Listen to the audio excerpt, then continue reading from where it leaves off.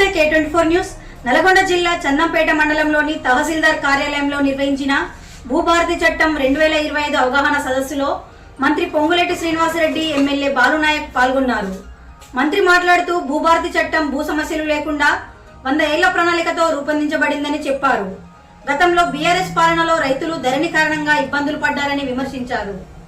MLA Balu Nayak మాట్లాడుతూ కాంగ్రెస్ ప్రభుత్వం ప్రజల ఆశీస్సులతో ఏర్పడి ప్రజాపాలనలో సంక్షేమ కార్యక్రమాలు కొనసాగిస్తుందని తెలిపారు.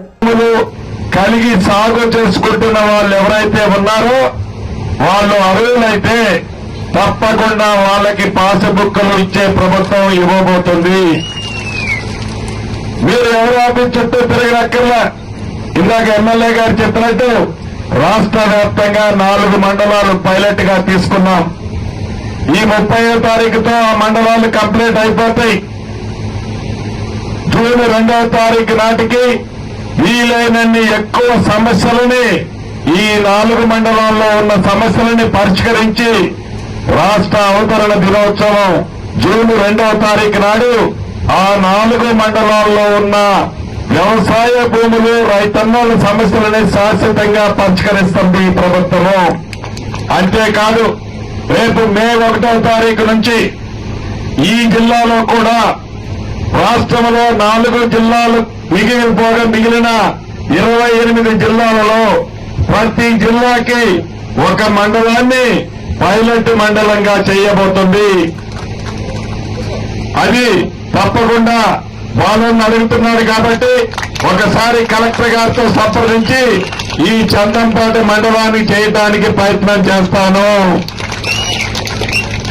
అంతేకాదు అదే రకంగా జూన్ 2వ తారీఖు నుంచి రాష్ట్ర వ్యాప్తంగా ప్రతి మండలంలో ప్రతి గ్రామానికి ఎంఆర్ఓ స్థాయి అధికారులే మీ గ్రామాలకు వస్తారు.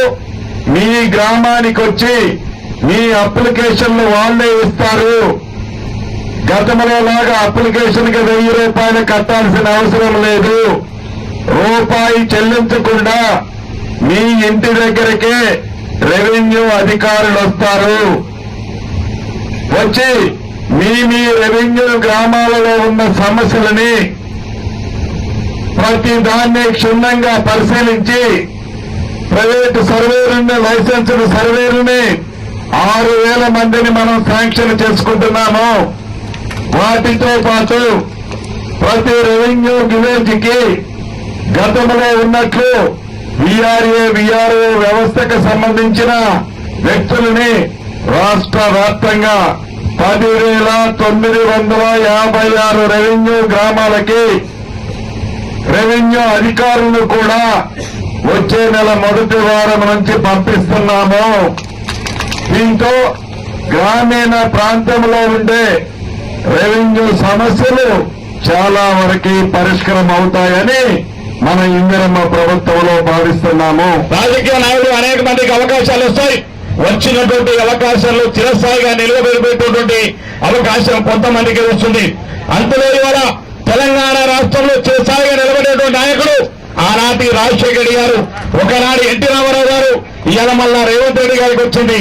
కానీ దాన్ని మొత్తం ప్రజలకు తీసుకుపోయి నేరుగా ప్రజలతో కలిసేటువంటి గొప్ప అవకాశం ఇలా మా సీనకు వచ్చేది. ఆయన పేరు చిరస్థాయిగా ఇలా భూభారతి చట్టం 100 సంవత్సరాలు ఉంటే ఆ పేరు 100 సంవత్సరాలు సీనన్న పేరు, రేవంత్ అన్న పేరు ఉండే విధంగా ఇవాళ ఈ గొప్ప చట్టాన్ని తీసుకొచ్చారని చెప్పి మరొకసారి మీకు ఈ సందర్భంగా మనం చేస్తా ఉన్నాం. అదేవిధంగా ఇవాళ అనేకమైన చట్టాలు మీకు తెలుసు. ఒక్కొక్క రైతులు కలెక్టర్ గారు చాలా విషయాలు చెప్పినారు చట్టాల పైన. ఒక భూమి ఒకరైతే భూమి పట్టాలు ఒకరు, కబ్జాలు ఒకరు, పట్టాలు ఒకరికి ఉన్నాయి.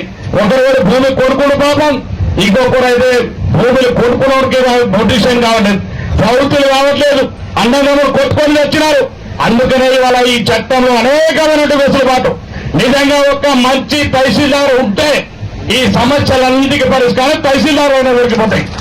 మనం ఆర్డీఓ దగ్గర కూడా అవసరం లేదు.